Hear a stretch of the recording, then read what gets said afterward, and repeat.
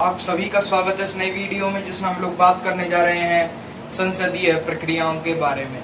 इससे पहले की जो वीडियो थी उसमें हम लोगों ने संसदीय जो समितियां थी उस टॉपिक को हम लोगों ने पूरा कंप्लीट कर लिया था। आज से जो हम हमारा टॉपिक चालू करेंगे वो करेंगे संसदीय प्रक्रियाएं। इस संसदीय प्रक्रिया के जो टॉपिक है इसमें हम लोग कई सारी प्रक्रियाओं के बारे में पढ़ेंगे, यानी कि संसद का जो कार्य है वो कैसे होता है, यानी कि शून्यकाल के बारे में, प्रश्नकाल के बारे में, इन सभी चीजों के बारे में हम लोग जानकारी लेंगे। तो आइए सबसे पहले आज हमारा जो टॉपिक है उसको प्रारंभ करते हैं, प्रश्नकाल और शून्यकाल।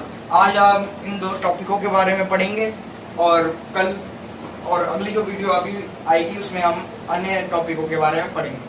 तो आइए देखते हैं इसके बारे में सामान्य जानकारी प्राप्त करते हैं। तो आइए देखिए, बात करेंगे संसदीय प्रक्रियाओं की, तो संविधान के अनुच्छेद 118 में संसदीय प्रक्रियाओं का उल्लेख है कि भाई संसद की जो प्रक्रिया है वो किस हिसाब से चलेगी, कौन कौन सी ऐसी चीजें होंगी जो संसद में की जाएंगी। तो उन सब में जो सबसे पहली चीज है वो है प्रश्नकाल। क्या है प्रश्नकाल? देखो, ये जो प्रश्नकाल है ये मुख्यतः संबंधित है सत्ताधारी दल और विपक्ष से, यानी कि विपक्ष के द्वारा प्रश्न किए जाते हैं सत्ताधारी दल से, तो वही है ये प्रश्नकाल। भाई देखते हैं प्रश्नकाल के बारे में। देखिए, अगर हम लोग बात करें प्रश्नकाल के बारे में, देखिए जो प्रश्नकाल है वो ब्रिटेन से आया है, यानी कि जो ब्रिटेन है उससे हम लोगों ने प्रश्नकाल को लिया है, यानी कि जो प्रश्नकाल है वो ब्रिटेन से आया है, ब्रिटेन की देन है। ठीक है। और अगर हम लोग बात करें कि भाई जो हमारा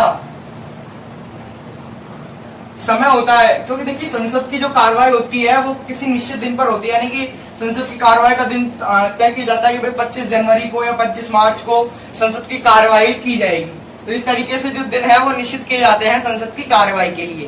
तो देखिए, ये जो कार्यवाही है वो मुख्यतः किस समय में की जाती है? तो देखिए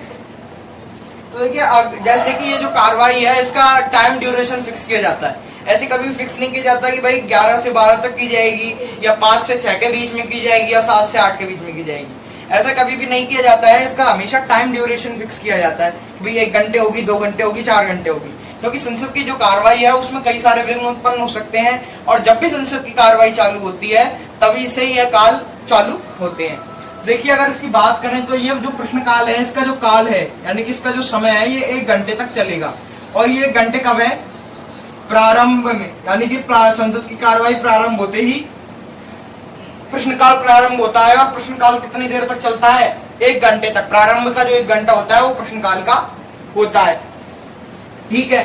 अब अगर आगे बात की जाए प्रश्नकाल के संबंध में बात की जाए तो भाई काम क्या होता है इसमें? प्रश्नकाल में नाम से स्पष्ट है, सदनों के जो सदस्य हैं वो किससे प्रश्न पूछते हैं? सत्ताधारी दल से प्रश्न पूछते हैं। तो बोल सकते हैं प्रश्न पूछने का कार्य होता है। किसका कार्य होता है? प्रश्न पूछने का कार्य। प्रश्न पूछने का कार्य किया जाता है कहाँ पर? शून्यकाल में। संसद में जो शून्यकाल होता है वहां पर प्रश्न पूछने का कार्य किया जाता है। ठीक है। देखिए, अगर बात करें कि भाई शून्यकाल में और प्रश्नकाल में अंतर क्या है, दोनों को अगर हम लोग एक तरीके से अंतर के तौर पर देखें तो शून्यकाल और प्रश्नकाल दोनों में प्रश्न पूछे जाते हैं, परंतु जैसे कि कोई प्रश्न मौखिक पूछा जाता है, मौखिक प्रश्न पूछने का मतलब है कि सरकार की किसी पर आपत्ति जताई जाती है और उसको बताया जाता है कि भाई इसके ये परिणाम हुए हैं, कहां पर? जनता पर। तो आप इसके बारे में क्या कहना चाहेंगे? जैसे कि ट्रैफिक नियमों में परिवर्तन कर दिए गए और उसके अलावा बहुत सारे ट्रैफिक चालानों को बढ़ा दिया गया।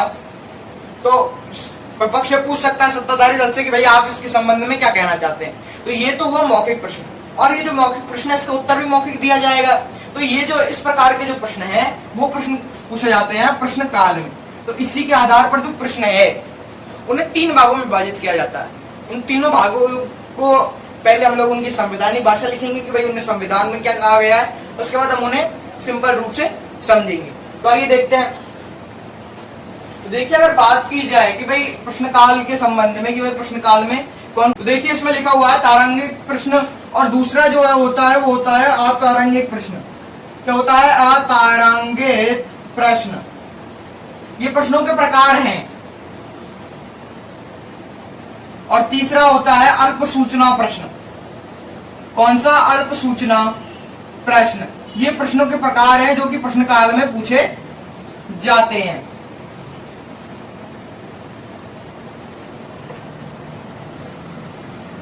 ठीक है।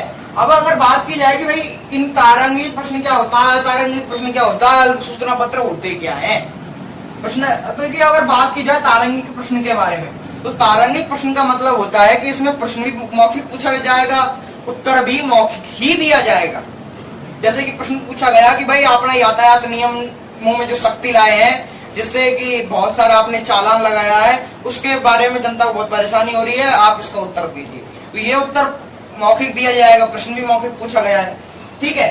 अतारांकित प्रश्न के बारे में अगर बात की जाए तो अतारांकित प्रश्न का मतलब होता है कि भाई प्रश्न तो मौखिक पूछा गया है कि श्रीमान जी धारा 370 जो आपने हटाई है, उसके बाद कश्मीर में क्या क्या कार्य आप करने का सोच रहे हैं। देखिए इसके लिए जो उत्तर है वो वैसे तो मौखिक दिया जाएगा, परंतु अगर कहे कि भाई हमें इसके लिए ठोस प्रमाण चाहिए, तो ठोस प्रमाण देने के लिए उत्तर किसमें देना पड़ेगा, लिखित रूप में देना पड़ेगा। तो उत्तर किसमें दिया जाएगा, लिखित रूप में दिया जाएगा। ठीक है। तीसरा होता है अल्प सूचना प्रश्न। अब देख लेते हैं एक बार तारांकित प्रश्न में किसमें दिया जाता है उत्तर। उत्तर इन मौखिक, मौखिक उत्तर दिया जाता है।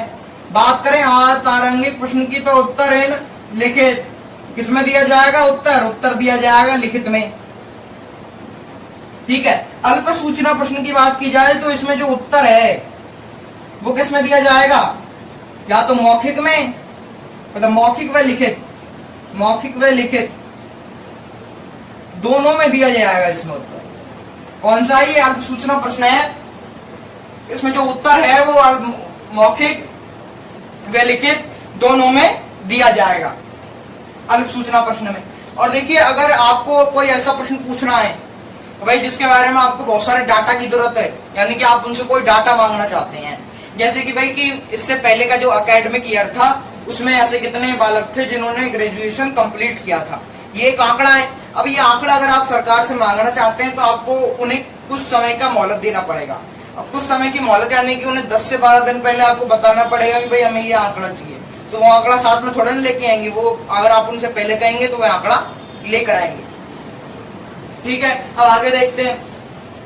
देखिए अगर आगे बात की जाए तो ये हम लोगों ने भाई पूरा प्रश्न में पूछ सकते हैं कि भाई पहले हम लोगों ने प्रश्न पूछ लिया कि भाई इन चीज के बारे में आप हमें बताइए। ठीक है। और देखिए ये प्रश्नकाल जो है संसदीय प्रक्रिया, संसद का मतलब यानी है भाई लोकसभा में हो गया, राज्यसभा में, दोनों सदनों में होता है प्रश्नकाल। एक बात और कि भाई इसमें जो ये जो प्रश्न पूछने की संख्या है ये भी निर्धारित रहती है, क्योंकि देखो 1 घंटे में आपको एक कुछ ही प्रश्नों के उत्तर दिए जा सकते हैं। तो पहले आपको जो स्पीकर है उसे तो बताना ही पड़ेगा कि भाई आप क्या क्या पूछना चाहते हैं। मतलब प्रश्नकाल में आपको बताने की जरूरत नहीं है स्पीकर को कि श्रीमान जी हम ये पूछना चाहते हैं, बस आप हाथ ऊंचे कर दीजिए कि भाई हमें ये प्रश्न पूछ के मैं आप कुछ प्रश्न पूछना चाहता हूँ, प्रश्नकाल में ही हो जाता है। शून्यकाल में अलग होता है, तो उसे हम लोग देखेंगे। देखिए अधिकतम प्रश्न पूछने की संख्या कितनी है, 20, यानी 20 ही अधिकतम प्रश्न पूछे जा सकते हैं। तो ठीक है।